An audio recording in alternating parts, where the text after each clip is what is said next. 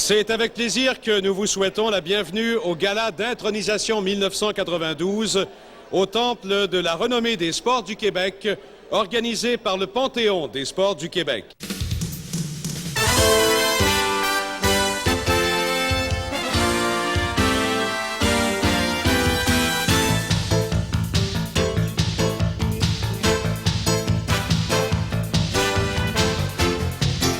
Instauré en 1974, le Temple de la renommée des sports du Québec a repris le flambeau l'an dernier et poursuit ainsi ce soir un vieux rêve de quelques 20 années avec la cérémonie d'intronisation. Et maintenant, chers amis, sans plus tarder, nous allons retrouver celui qui préside aux destinées du Panthéon des sports du Québec depuis 2 ans maintenant. C'est notre hôte ce soir. Il est en compagnie de Claudine Douville, notre co-animatrice à Cunivision. Bonsoir également. Voici donc Claudine Douville et M. Edgar Théoret. Bonsoir Pierre, bonsoir.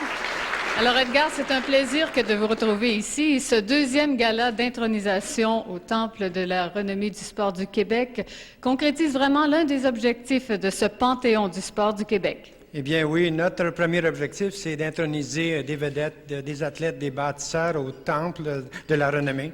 Et je pense que ce soir, avec les 6 athlètes et les 2 bâtisseurs, nous atteindrons le chiffre de 24. Je pense quand on pense à toutes les célébrités et les gens, disons, qui le méritent, je pense qu'on a atteint le premier objectif. Effectivement, ce Panthéon des sports a vraiment sa raison d'être au Québec. Eh bien oui, lorsqu'on lit les biographies des athlètes et des bâtisseurs, on doit non seulement d'honorer ces gens-là, mais de les citer en exemple. Après 30 années d'implication, soit en éducation physique et dans le sport, et spécialement en natation, je sais ce que ces gens, ces chefs de file peuvent faire pour la société et pour nos jeunes. Edgar, on a beaucoup de noms illustres qui font déjà partie du Panthéon. Oui, on pense ici à M. Lebel du hockey que je vois, et on pense à Maurice Richard, à Gilles Villeneuve, Sylvie Bernier, Gaétan Boucher, en fin de compte. Je ne voudrais pas tous les nommer, mais je pense que les gens, dans le programme Souvenir, vont voir les noms des gens qui ont été intronisés en 1974 lors d'une première tentative et l'an passé. Ça fait beaucoup de travail pour un homme, ça, Edgar. Heureusement que vous êtes appuyé d'un bon conseil d'administration. Oui, un conseil d'administration que vous allez connaître ce soir puisqu'ils participeront à l'intronisation. J'aimerais quand même mentionner le nom de Pierre Huibeau, qui est directeur général et président de la RIO. Et je le mentionne parce qu'on espère qu'en mentionnant son nom et en l'impliquant, il va peut-être nous faire un petit coin dans son grand stade pour pouvoir mettre notre musée. Et aussi peut-être un autre nom, Jean-Yves Perron, qui est avec nous, je pense, pour quelques heures, puisque Jean-Yves est responsable du Grand Casino qui débutera ce soir pour toute la semaine au niveau du sport amateur. Et c'est ce genre d'événement qu'on doit encourager. Et je pense que peut-être qu'un jour, le casino qui sera mis de l'avant cette année pourra revenir au profit du Panthéon et du musée.